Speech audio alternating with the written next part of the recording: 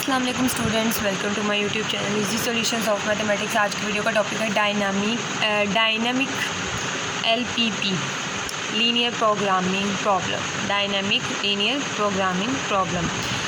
सबसे पहले ये जो है हमारे पास डायनामिक LPP प्रॉब्लम है, जो वो ओनली मैक्सिमम केस ही आएगा, हमेशा कभी भी मिनिमम केस में नहीं आएगा।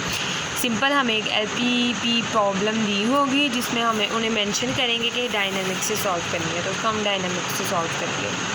सबसे पहले इसमें हमें होगी स्टेज जो है वो हमने बतानी है और स्टेट बतानी है। स्टेज क्या होती है? Number of variables. तो नंबर ऑफ़ वेरिएबल्स कितने हैं? x1 x2 2 हैं, तो स्टेज कितनी है हमारे पास 2। उसके बाद हमने स्टेट बतानी है। तो नंबर ऑफ़ कॉन्स्ट्रेंट्स क्या इनइक्वालिटीज़ कितनी है? 1 और 2। तो नंबर ऑफ़ स्ट्रेंट्स कितनी है? 2 है, तो हम यहाँ पे 2 लिख देंगे। उसके बाद हम लोगों ने क्या करना है, इसका जनरल फार्मूला है use assume 2 resources B1 and B2, so BI into B1 and B2।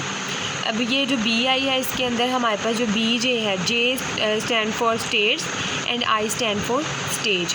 तो इसके अंदर हमारे पास दो आ रही हैं स्टेजेस और स्टेट्स, क्योंकि J स्टैंड फॉर स्टेट्स, तो स्टेट्स हमारे पास 2 हैं, तो B1 एंड B2।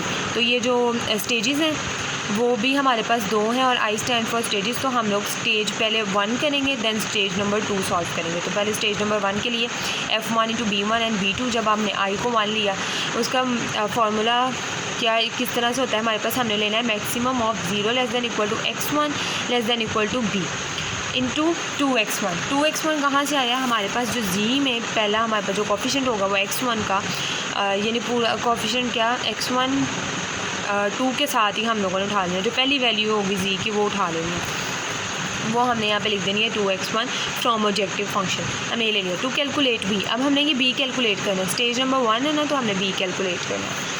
तो b कैलकुलेट करने के लिए क्या होगा? Minimum of B1 divided by C1 and B2 divided by C2। B1 हमारे पास क्या है? Solution number 1 B1 and B2। B2 है B1 है हमारे पास 430 एंड B2 है हमारे पास 460। तो 430 and 460 divided by C1 and C2। अब C1 एंड C2 क्या है हमारे पास? C1 and C2 are coefficients in equation 1 and 2 of x1, क्योंकि अब हम x1 के लिए सबसे पहले कर रहे हैं और उसकी रेंज हमने 0 से b तक रखी है। b को फाइंड आउट करने के लिए हमने minimum of B1 divided by C1 and B2 divided by C2। इसके स्टेप्स आप लोगों ने याद रखने हैं, इसमें फार्मूला यूज़ होते हैं। सिंपल B1 की वैल्यू मैंने आप लोगों को बता दी, हम लोगों को पता है कि सोल्यूशन को कहते हैं 430 B1 एंड 460 इज़ B2। तो उसके बाद हम लोगों ने C1 एंड C2 फाइंड करना है। तो C1 क्या है हमारे पास? Coefficient of x1 in equation 1 जो कि 2 है हमारे पास, and coefficient of x1 in equation 2, तो यहाँ पे 0 है। यहाँ पे x1 का कोफिशिएंट जो है वो हमारे पास 0, इक्वेशन नंबर 1 में 2 है और यहाँ पे 0 है। तो C1 हमारे पास 2 है और C2 हमारे पास 0 है।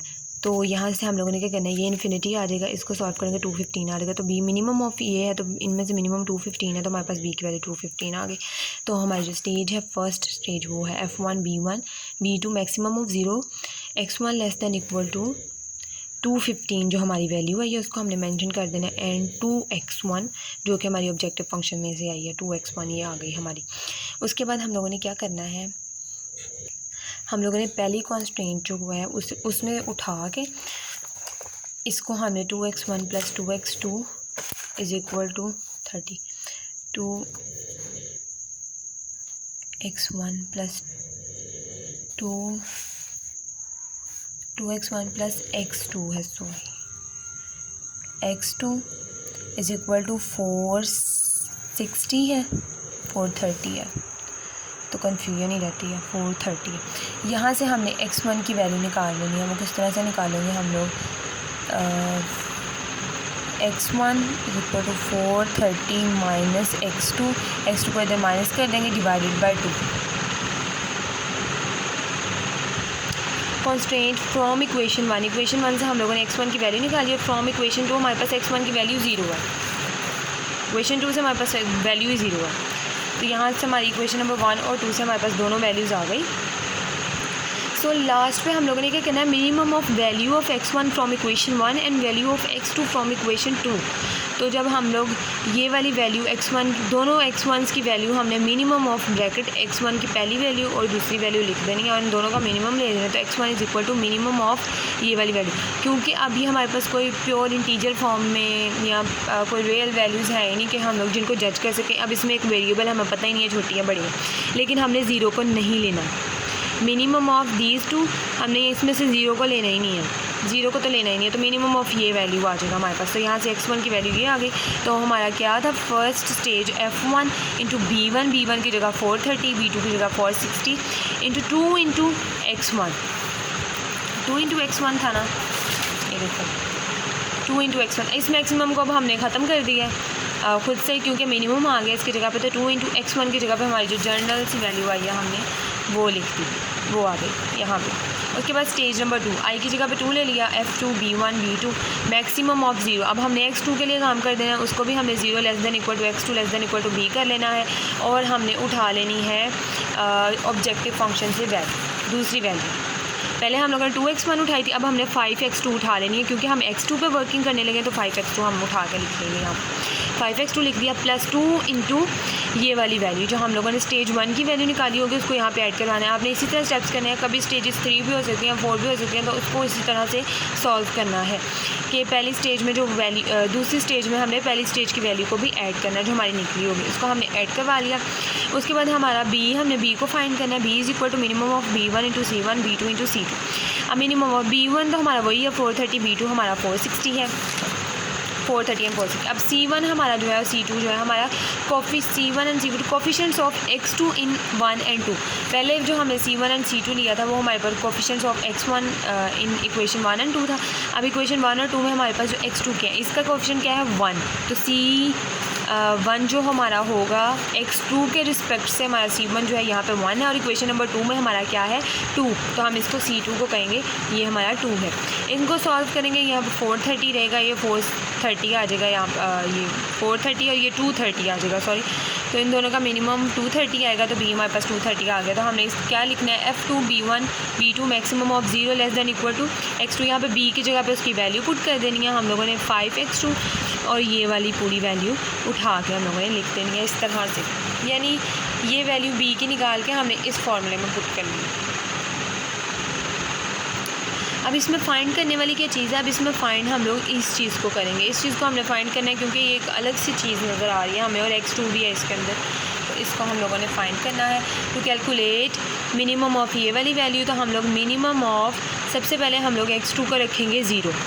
x2 को रेंज क्या थी हमारी स्टेज 2 के अंदर 0 से 230 तक, तो पहले हम x2 को 0 रखेंगे x2 को और फिर हम x2 को 230 रखेंगे। तो पहले हमने x2 को 0 रखा है तो हमारा 215 आंसर आया इसके अंदर। उसके बाद हमने x2 को 230 यहाँ पे रखेंगे तो हमारा 100 आंसर आएगा। Thus we get x1 is equal to 100 where x2 is equal to 230। अब यहाँ तक देखें, सबसे हमारा मेन फोकस होता है हमने LPP के अंदर यानी LP प्रॉब्लम के अंदर हम लोगों ने नॉन बेसिक वेरिएबल्स और जी की वैल्यूज़ बतानी होती है। अब जो minimum of 430 minus x2 divided by 2 था वो देखें यहाँ पे हमारे पास किसके इक्वल था, x1 के इक्वल था। क्योंकि हमें इसमें इसका आंसर नहीं था मिला तो हमने स्टेज 2 में भी इसको यूज़ किया सारा, हम लोगों ने फर्दर सेम वही प्रोसीजर करके यहाँ पे आगे हमने इसकी वैल्यू को यूज़ करना है। अब क्योंकि हमारे पास x2 की वैल्यूज़ भी आ गई हैं 2, अब x2 की जो हमारी रेंज है वो 0 से 230 तक जा रही है, 2 वैल्यूज़ हमारे पास x2 की मौजूद हैं। तो अब हम x2 की वैल्यूज़ को यूज़ करते हुए हम लोग सबसे पहले x1 निकालेंगे। तो x2 की सबसे पहले अगर हम 0 पुट करेंगे यहाँ पे, क्योंकि ये सारी वैल्यू x1 के इक्वल है यहाँ इसके अंदर हम पहले x2 को 0 पुट करेंगे और उसके बाद हम x2 को 230 पुट करेंगे जो कि उसकी रेंज है। जब हमने x1 को इन x1 हमारे पास मिनिमम ऑफ ये दोनों है, तो इन दोनों में से मिनिमम हमारे पास 100 है, तो x1 इज़ इक्वल टू हमने 100 कह लिया, मिनिमम वैल्यू ले ली।